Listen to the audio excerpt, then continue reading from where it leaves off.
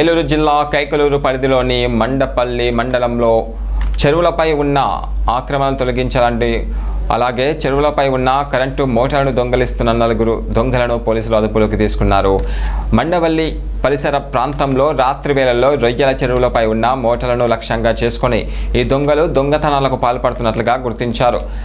గున్నన్నపూడి గ్రామానికి చెందిన 4 యువకులు ఈ దొంగతనాల్లో పాల్గొంటున్నారని పోలీసులు వెల్లడించారు.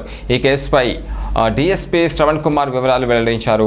నిందితుల వద్ద నుంచి 22 కరెంటు మోటార్లు, ఒక మోటార్ సైకిల్, ఒక బ్యాటరీ స్వాధీనం చేసుకున్నట్లుగా చెప్పారు. ఇక స్వాధీనం చేసుకున్న విలువ దాదాపు 3 లక్షల రూపాయల వరకు ఉంటుందని అంచనా వేశారు.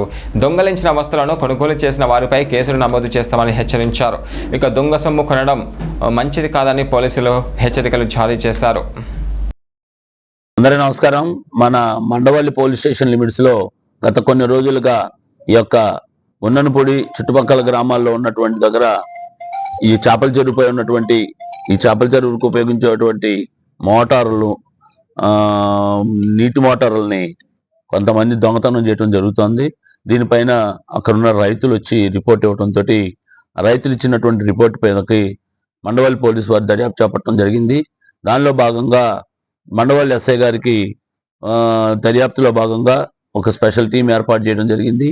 ఆ ఏర్పాటు చేయడంతో మండవల్లి ఎస్ఐ గారు తనకు వచ్చినటువంటి సమాచారం మేరకు ఈ యొక్క దొంగతనం చేసింది ఎవరు అని చూస్తే అదే గున్ననపూడి గ్రామానికి చెందినటువంటి కర్రీ మెక్మిలన్, కర్రీ వంశీ, పంతగాని సంజయ్ కుమార్, నీలం ధర్మయ్య, వీళ్ళందరూ కూడా 25 నుంచి 30 సంవత్సరాల లోపల యువకులే.